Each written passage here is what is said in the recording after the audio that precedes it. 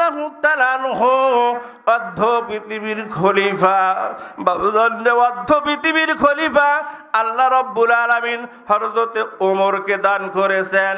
আল্লাহর নবীর সাহাবী হযরতে ওমর রাদিয়াল্লাহু তাআলা আনহু যখন বাদশাহিত্ব করতেছেন, অর্ধ পৃথিবীর খলিফা উনি পরিচালনা করতেছেন, রাতের গভীরে উনি মানুষের দ্বারে দ্বারে গিয়ে কার কি সমস্যা উনি মানুষের ঘরের দ্বারে দ্বারে গিয়ে এরকম বুঝতেন, ওই সমস্যা অনুযায়ী তার সমাধান করতেন। উনি জানুন মরুভূমির মধ্যে দিয়ে হাঁটাহাঁটি করতেছেন, মরুভূমি পার হয়ে যাচ্ছেন, সাথে সফর সঙ্গী হিসেবে আসলাম রাদিয়াল্লাহু তাআলা আনহু রয়েছেন। আসলামকে ডাক দিয়ে বলতেছে, আসলাম মরুভূমির পথ অনেক পাড়ি দিয়েছি, আমার শরীরটা ক্লান্ত হয়েছে, কাছে পানিও নাই, কোনো খাবারের কোনো ব্যবস্থা আমার নাই। আসলাম রে দেখো তো সামনে আশেপাশে কোথাও কি কোনো পানির সন্ধান রয়েছে। হযরতে আসলাম রাদিয়াল্লাহু তাআলা আনহু হযরতে ওমর রাদিয়াল্লাহু তাআলা আনহুকে ডাকতে বলে, খলিফা এই মরুভূমির মধ্যে পানির কোনো ব্যবস্থা করা যাবে না, আমাদের সঙ্গে কোনো খাবারের ব্যবস্থা নাই। আল্লাহর নবীর সাহাবী হযরত ওমর রাদিয়াল্লাহু তাআলা আনহু সামনের দিকে তাকাইলেন, তাকাইয়া দেখে একটা ছাগলের পাল দেখা যায়, সাথে একটা রাখালকে দেখা যায়। রাতের গভীরে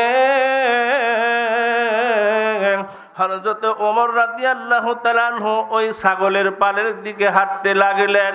ছাগলের পালের নিকটে যখন চলে গেলেন, রাখালকে ডাকতে বলতেছে, রাখাল ভাই আমরা দুইজন মুসাফির মানুষ, আমাদের সাথে কোনো খাবারের ব্যবস্থা নাই, আমাদের সঙ্গে কোনো পানির ব্যবস্থা নাই, ভাই যদি একটা কিছু পানির ব্যবস্থা করতা। রাখাল ডাকতে বলতেছে, মুসাফির আমি রাখালের কাছে কোনো পানির ব্যবস্থা নাই, কোনো খাবারের ব্যবস্থা নাই। আল্লাহর নবীর সাহাবী হযরত ওমর ডাকতে বলে, রাখাল তোমার তো অনেক ছাগলের পাল রয়েছে, ওখান থেকে একটা ছাগল আমাদেরকে দাও, একটু দুধ দহন করে আমরা সেই দুধ পান করে পানির তৃষ্ণার্ত মিঠাই। রাখাল বলতেছে, না মুসাফির না, ওই আমি হলাম রাখাল, এই ছাগলের মালিক না। মালিককে না বলে আমি আপনাকে সেরকম ছাগল দিতে পারবো না, মালিককে না বলে ওই ছাগলের দুধ আপনাকে আমি দিতে পারবো না। আল্লাহর নবীর সাহাবী হযরত ওমর গভীর রজনীতে রাখালের মুখে এই ভয়খানা যখন দেখলেন, আমানতদারিতার যখন প্রশ্ন রেখে গেল, আল্লাহর নবীর সাহাবী হযরত ওমর চমকে গেলেন। হায় হায় রে, একজন সাধারণ একটা রাখালের যদি ইমানের এরকম পাওয়ার হয়, তাহলে আর মানুষের অবস্থা কেমন? হযরত ওমর ডাকতে বলতেছে, রাখাল ভাই আমার সাথে কিছু টাকা পয়সা রয়েছে, আপনাকে কিছু টাকা দিয়ে একটা ছাগল আমাদের কাছে বিক্রি করেন, ওই ছাগল জব করব, ওর গোশত আপনিও খাইবেন আমরাও খেতে পারবো। আপনি মালিককে ডাকতে বলবেন, মালিক রাতের গভীরে একটা ছাগল বাঘে খেয়েছে। রাখাল ডাকতে বলতেছে, নাউজুবিল্লাহ, ও মুসাফির প্রতীক, তুমি কি আল্লাহর ভয় তোমার অন্তরের মধ্যে নাই? আমি আকাল এই মিথ্যা কথা আমার মালিককে বলতে পারবো না। আমার আল্লাহ দুনিয়ার কোনো মানুষ না দেখলো, আমার মালিক না দেখলো, এই মরুভূমির মধ্যে দুনিয়ার কোনো মানুষ না দেখলো, কিন্তু আমার আল্লাহ সামিউম বাসির, আমার আল্লাহ সব খবর জানেন, সব কিছু দেখেন, আমার আল্লাহ সবই দেখবেন, আমি এই কাজ করতে পারবো না। হযরত ওমর রাদিয়াল্লাহু তাআলা আনহু রাখালকে ডাকতে বলতেছে, রাখাল রে, এত বড় সুযোগ তোমাকে দিলাম, তুমি কি এরকম এই সুযোগ গ্রহণ করবা না? রাখাল ডাকতে বলতেছে, মুসাফির আমি গরিব মানুষ হতে পারি, রাখালও হতে পারি, কিন্তু আত্তাকুল্লাহ, আল্লাহর ভয় আমার অন্তরের মধ্যে রয়েছে। আল্লাহর নবীর সাহাবী হযরত ওমর কণ্ঠ ভাঙ্গা কণ্ঠে ডাকতে বলতেছে, রাখাল ভাই তুমি মনে হয় এই মদিনার বাদশা ওমরের চাইতেও তোমার কলিজার মধ্যে আল্লাহর ভয় বেশি। রাখাল ডাকতে বলতেছে, ভাই না না না, আমার নেতা খলিফাতুল মুসলিমিন হযরত ওমরের কথা বলবেন না। তার মতো ভালো মানুষ, তার মতো ভালো মানুষ মদিনার মধ্যে আর কেউ হয় না। আমি প্রতিদিন তাহাজ্জুদের নামাজ পড়ে আমার নেতা ওমরের জন্য দোয়া করি, আল্লাহ এরকম একটা নেতা ওমরকে আমাদের মাঝে দিয়েছ আল্লাহ, তার মতো ভালো মানুষ আর মদিনার জমিনে কেউ হয় না। ওমর রাদিয়াল্লাহু তাআলা আনহু দুই চোখের পানি ছেড়ে দিয়ে দরদর করে ছেড়ে দিয়ে কান্না করে ডাকতে বলে, মালিক, একটা রাখালের অন্তরের মধ্যে এত তোমার ভয়, বাউলা গো, মনে হয় আমি ওমরের চেয়েও বেশি ভয়। ডাকতে বলতেছে, আকাল তুমি কি হযরত ওমরকে দেখেছো? রাখাল ডাকতে বলতেছে, না মুসাফির না, হযরত ওমরকে দেখি নাই, কিন্তু আপনি যে আমার নেতার সাথে তুলনা করেছেন, এই জন্য আমার মন বলে আপনার গালের মধ্যে আমি একটা থাপ্পড় বসাইয়া দেই। ওমর রাদিয়াল্লাহু তাআলা আনহু বলে, ভাই রাখাল, তুমি ফজরের সময় মসজিদুন নববীতে যাইও, গেলেই হযরত ওমরকে দেখতে পারবা। রাখাল ডাকতে বলে, মুসাফির, আমার মন বলে একবার আমি হযরত ওমরকে দেখব, কিন্তু আমার নসিবে হয় না। তবে তুমি যে বললে দোয়া আল্লাহর কাছে করো, আমি যেন ফজরের সময় হযরত ওমরকে দেখতে পারি।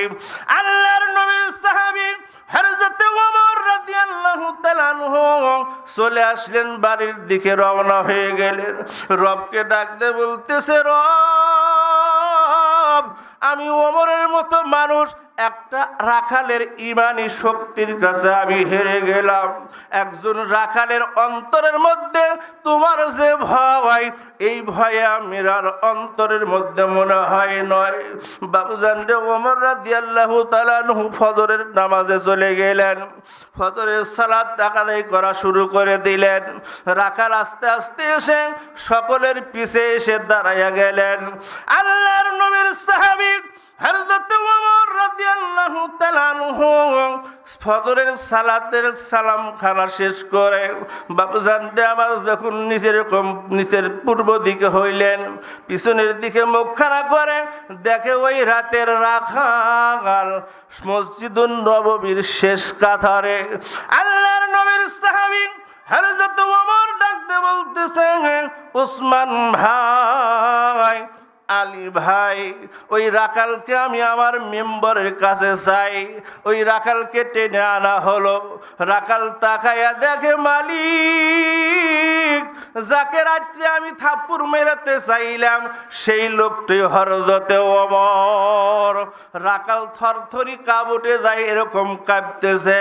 আল্লাহর নবীর সাহাবী হযরত ওমর রাখালকে বুকের মধ্যে জড়ে নিয়ে কুফালের মধ্যে চুমু দিয়ে বলে, ভাই, তোমার জায়গা আমার কলিজা আমার বুকের মধ্যে, পিছনের কাতারে নয়। বাবুজান রে, কার ভয় থাকতে হবে অন্তরের মধ্যে? আল্লাহর ভয় অন্তরের মধ্যে থাকতে হবে। আল্লাহর ভয় যদি অন্তরের মধ্যে থাকে, আল্লাহ রাব্বুল আলামিন পবিত্র কুরআনুল কারীমের মধ্যে বলেন, ইন্না আকরামাকুম ইনদাল্লাহি আতাকাকুম। দুনিয়ার মধ্যে ওই ব্যক্তি আমার কাছে উত্তম, ওই ব্যক্তি আমার কাছে সম্মানিত, ওই ব্যক্তি আমার কাছে গ্রহণীয়, যার অন্তরের মধ্যে আমি আল্লাহর ভয় থেকে যাই। বাবুজান রে, ভয় করতে হবে কাকে বলেন তো? আল্লাহ রাব্বুল আলামিনকে। দুনিয়ার কোনো প্রেসিডেন্ট না, দুনিয়ার সেনাবাহিনী না, পুলিশ না, আনসার না, ব্যাটালিয়ন না। যারা কোরআনের বিপক্ষে যাবে তাদেরকে আমরা কোনোদিনও সমর্থন করতে পারি না। যারা কোরআনের পক্ষে আসবে, যারা হাদিসের পক্ষে আসবে, যারা আল্লাহর জমিনে আল্লাহর দিন কায়েম করার জন্য দাঁড়ায়া যাবে, আমরা সকলেই তাদের পিছে আছি না নাই বলেন তো? অবশ্যই আমরা থাকব আমাদের জীবন দিয়ে জান দিয়ে। ইন্নাল্লাহ হাস্তারা, আল্লাহ রাব্বুল আলামিন পবিত্র কোরআনুল কারীমের 9 নম্বর সূরা সূরা তাওবার 111 নম্বর আয়াতে কারিমার মধ্যে বলেন, ইন্নাল্লাহ হাস্তারা মিনাল মুমিনিনা আনফুসাহুম ওয়া আমওয়ালুহুম বিআন্না লাহুমুল জান্নাহ। আল্লাহ রাব্বুল আলামিন বলেন, মুমিন তোমার জান এবং মাল আমি আল্লাহ পাক ক্রয় করে নিয়ে তোমার কাছে জান্নাত খানা বিক্রয় করে দেই। ইসলামের জন্য বাবুজান রে আমার জানও দিতে হবে, মালও আপনাকে সাথে সাথে দেওয়া লাগবে। যদি শুধু কোন জান দিব মাল দিব না, হবে না। আর যদি কোন জান দিব মাল দিব আমি, তাহলে আল্লাহ পাক কবুল করবে। বাবুজান রে আমার শুধু একটা জিনিস দিলে কি হবে না রে বাবুজান? অন্তরখানে একটু খুলে দিয়ে শুনেন। বনি ইসরাইলদের মাঝে বাবুজান 2 জন বন্ধু ছিল। বাবুরে আমার আল্লামা সালাউদ্দিন রুমি রহমাতুল্লাহ আলাইহি কিতাবের মধ্যে লেখেন, ওই 2 বন্ধু রাতের গভীরে এরকম খানা দানা পাক করার জন্য পাহাড়ের চুলায় গিয়ে এরকম পাথরের সঙ্গে পাথর খানা লাগাইয়া পাতিলখানা উপরে দিয়ে ছোট ছোট কাঠের টুকরো দিচ্ছেন। এক বন্ধু তাকাইয়া দেখে এক বন্ধু আর এক বন্ধুর কাজগুলো তাকাইয়া দেখে ওই বন্ধু আগুনের মধ্যে এরকম ছোট ছোট কাঠগুলো দেন, আর ওই আগুনের মধ্যে নিজের হাতখানাও দিয়ে আগুনের মধ্যে ঘন্টান দেন, সময় সময় নিজের হাত আগুনের মধ্যে ঢুকে দেন। ওই বন্ধু দূরে এসে বলতেছে, দোস্ত তোর একটা কেরামতি মোজেজা আমি দেখলাম, তুই যে একটা কাজ করলু তোর আমি হেকমত আমি কিছু দেখলাম। বলতেছে কি দেখলু বল? দোস্ত ডাকতে বলতেছে, আর এক দোস্ত রে, তুই যে যখন কাঠের টুকরাগুলো পাতিলের মধ্যে এরকম কিছু খাবার আমরা দিয়েছি, ওই পাতিলের নিচে জাল হচ্ছে, খাবার তৈরি হবে, আর ওই পাতিলের মধ্যে আগুন দেওয়ার জন্য ছোট ছোট কাঠগুলো যখন তুই ভিতরে দেস, আমি দেখলাম তোর হাতখানাও আগুনের মধ্যে দেস কিন্তু আগুন ধরে না। ওই দোস্ত ডাকতে বলতেছে, রে ভাই শোন, এই কাজ আমার না, এই কাজ হলো একজন অসহায় নারীর দোয়া। ওই নারী আমার জন্য দোয়া করেছিল, ওই মা আমার জন্য দোয়া করেছিল, ওই মহিলা আমার জন্য দোয়া করার কারণে আল্লাহ রাব্বুল আলামিন আমার হাতখানা আগুনের মধ্যে দেওয়ার পরও আল্লাহ তাআলা দুনিয়ার আগুন দিয়ে আমার হাত পুরান না। বাবদান শোনা দরকার আছে না নাই? আগুনের মধ্যে হাত দেয় তারপরেও হাত পুড়ে না, তারে কি দোয়া করেছে বাবজান রে আমার। ওই বনি ইসরাইলদের ওই যুবক ডাকতে বলতেছে, বন্ধুরে আমরা অনেক টাকা পয়সার মালিক আমার বাবা দুনিয়াতে ছিল, কিন্তু আমি যখন যুবক হইলাম আমার বাড়ির পাশে এক যুবতী ছিল, গরিব মানুষ। ওই যুবতীকে দিয়া আমার বিবাহের কথা আমার বাপ যখন বলেন, ওই যুবতীর বাপ আমার সঙ্গে তার মেয়েকে বিবাহ দিল না, অন্য জায়গায় বিবাহ দিল। কিন্তু গরিব মানুষ ছিল, কিন্তু দিনদার পরহেজগার ওই ব্যক্তি ছিল। আমরা ধনী মানুষ থাকার পরেও কিন্তু আমরা দিনদার পরহেজগারিতা ছিল না। ওই মেয়েকে যখন অন্য জায়গায় বিবাহ দিল, আমি বিবাহ করতে পারলাম না। আমার অন্তরের মধ্যে বড় জ্বালা যে এত সুন্দর মেয়ে আমার বাড়ির পাশে বসবাস করলো, আর আমরা ধনী মানুষ, আমাদের সঙ্গে বিবাহ দিল না। দোস্তরে ওই মরুভূমির মধ্যে আরব উপমহাদেশের মধ্যে বড় একটা এরকম দুর্ভিক্ষ শুরু হয়ে যায়। মানুষের বড় ক্ষুধার জ্বালা, মানুষের বাড়িতে কোনো খাবারের ব্যবস্থা নাই। আমরা ধনী মানুষ, আমার বাবা দুনিয়ার থেকে বিদায় হয়ে চলে গেল। আমি দেখলাম এত সম্পদ আমার এলাকার মানুষগুলো না খেয়ে মারা যায়। না পারে আমার গোডাউনের থেকে সমস্ত মালগুলো আমি বের করা শুরু করলাম, এলাকার মধ্যে এলান করে দিলাম আমি কিছু এরকম খাবারগুলো মানুষের মধ্যে বিতরণ করব। দোস্তরে খাবার যখন বিতরণ শুরু করে দেয়, মানুষকে এরকম দোয়া শুরু করে দেয়, হত দরিদ্র দুঃখী কাঙ্গাল মানুষগুলো আমার খাবারগুলো নিয়ে দেওয়া শুরু করে। আমি এরকম লক্ষ্য করে দেখি যেই মেয়ের সঙ্গে আমার বিবাহর কথা বলেছিল, ওই মেয়েটা শরীরের মধ্যে এরকম কাপড়গুলো এরকম গুছাইয়া সুন্দর পরিপাটি হইয়া দুইটা সন্তানের হাত ধরে আমার সামনে খাবারের জন্য দাঁড়ায়া যায়। আমি ওই মেয়ের দিকে তাকাইয়া বলতেছি, এ মেয়ে, তুই ওই যুবতী আমার বাড়ির পাশের কার মানুষ ছিলাম, তোকে দেখলে আমার অন্তরের মধ্যে বড় মায়া লাগে, আমার ক্ষুধা উঠে যায়। তোকে বিবাহ করার জন্য কত চেষ্টা আমি দুনিয়াতে করেছি, তোর দেহখানা ভোগ করার জন্য কত চেষ্টা আমি করেছি, কিন্তু আমি পাই নাই। আজ এই সুযোগে বললাম, তোর হাতখানা চেপে ধরে বলি, ওই যুবতী শোন, আমার সাথে যদি জিনা ব্যভিচার করো, তোমার যত খাবার লাগবে আমি তোমার বাড়ি পৌঁছাইয়া দিব।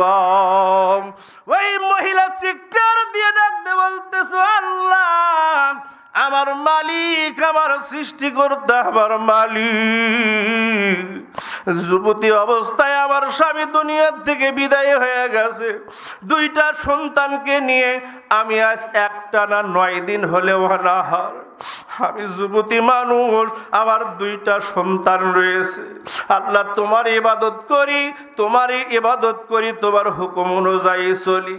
আল্লাহ, 9 দিন হলে অনাহার, ছেলে মেয়েদের মুখে কোনো খাবার দিতে পারি না, আমি নিজেও পানি ছাড়া আর কিছু খাইতে পারি নাই। আল্লাহ, আমার জীবন চলে না, তারপরেও তোমার প্রতি তাওয়াক্কাল করি। আল্লাহ, এই ক্ষুধা অবস্থায় তুমি একজন নাপাক মানুষের, পাপী মানুষের মুখখানা কেন আমাকে দেখাইলা? বাবুজান রে, ওই মেয়ে 2 চোখের পানি ছেড়ে দিয়ে অভিশাপ দিতে দিতে এরকম চলে যায়। যুবক ডাকতে বলতেছে, দোস্ত আমার, আমি দেখলাম ওই নারীর চোখ দিয়ে দর দর করে পানি পড়তেছে, আর 2টি সন্তান, অবশ সন্তান ডাকতে বলতেছে, মা, মদিনার মধ্যে কত মানুষের খাবারের ব্যবস্থা হয়ে গেল, কত মানুষকে আটা দিচ্ছে, রুটি দিচ্ছে, খেজুর খুরমা দিচ্ছে গো মা, আমরা 9 দিন হলে অনাহার, মা, আমাদের কেন খাবার দিল না, তোমাকে কেন খাবার দিল না? মা ডাকতে বলতেছে, সন্তান আমার কলিজার টুকরা, বাবারে 9 দিন হলে অনাহার, না খেয়ে খেয়ে যদি মারা যায়, তারপরেও দুনিয়ার কোনো পাপিষ্ট মানুষের খাবার আমরা নিব না।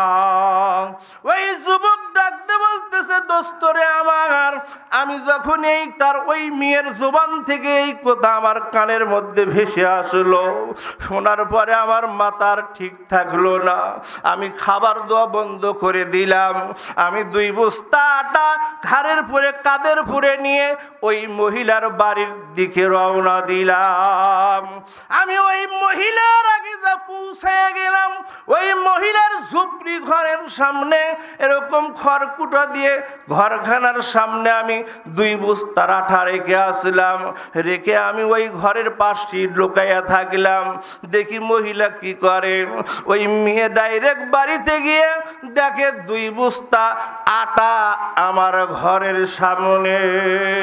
বাবুজান রে, আল্লাহু আকবার ধ্বনি দিয়ে সন্তানদেরকে বুকের মধ্যে চেপে নেয়, ডাক দিয়ে বলতেছে, বাবুজান দেখো, আল্লাহ রব্বুল আলামিনের প্রতি শুধু ভরসা করেছিলাম, দুনিয়ার কোনো মানুষের উপরে ভরসা করি নাই, একমাত্র আল্লাহর উপরে তাওয়াক্কাল করেছি। আর আল্লাহর ভয় অন্তরের মধ্যে থাকার কারণে আল্লাহ রব্বুল আলামিন দেখো আমাদের খাবারের ব্যবস্থা খানা করে দিছে।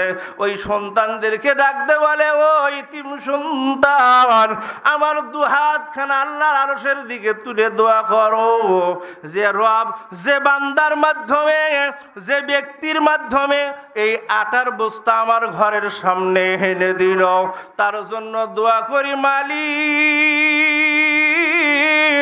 যে বান্দা তোমার আটার বস্তা আমার ঘরের সামনে এনে দিল, আল্লাহ তার হাত যেন, তার পা যেন, শরীর যেন জাহান্নামের আগুনে না পড়ে।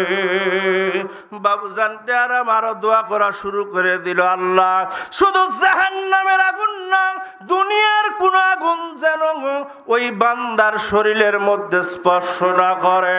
আল্লাহ দোয়া কবুল করে নেয়, বলে ও বান্দি তোমার দোয়া কবুল করলাম, তুমি একজন মাজলুম, মাজলুমের দোয়া সর্বপ্রথম আল্লাহর কাছে কবুল হয়ে যায়। 3 ব্যক্তির দোয়া আল্লাহর কাছে কারেন্টের মতো চলে যায়, বিদ্যুতের গতিতে। ওই দোয়া কবুল হয়, কোনোদিন দুনিয়াতে ফিরে আসে না। সন্তান যদি তার বাবা মার জন্য দোয়া করে, বাবা মা যদি তার সন্তানের জন্য দোয়া করে, ওই দোয়া আল্লাহর কাছে কবুল হয়, কোনোদিন ফিরে আসে না। মাজলুম ব্যক্তি যদি দোয়া করে, আল্লাহর দরজা খুলে যায়, আর শাজিম পর্যন্ত এই দোয়া পৌঁছাইয়া যায়। মুসাফির ব্যক্তি যদি আল্লাহর কাছে দোয়া করে, আল্লাহ তাআলা ডাকতে বলে, দুনিয়ার মানুষ ওই মুসাফিরের দোয়া কোনোদিন ফেরত যায় না। জিকির করি লা ইলাহা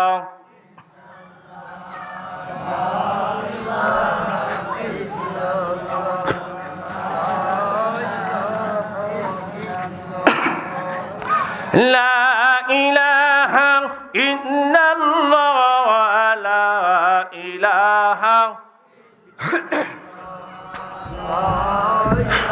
সামনের দিকে একটু এগিয়ে আসতে পারেন, পিছনে জায়গা শেষ হয়ে গেছে, একটু জিকির করে আর সামনের দিকে আসি। পিছনে জায়গা শেষ, বুকিং হয়ে গেছে, মানুষ বসতে পারতেছে না, দাঁড়িয়ে আছে। একটু গলা জিকির করে লা ইলাহা লা ইলাহা ইল্লাল্লাহ, লা ইলাহা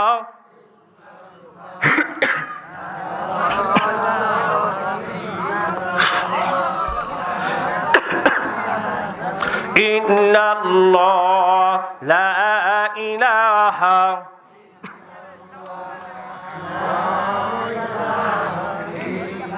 জিন্দেগি তোর যাইরে ফাঁকি দিয়া,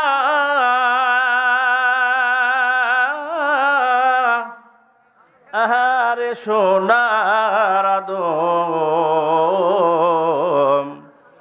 খানা দানা করেছেন। জিন্দেগি তোর যাই ফাঁকি দিয়া, ও আদম হুরে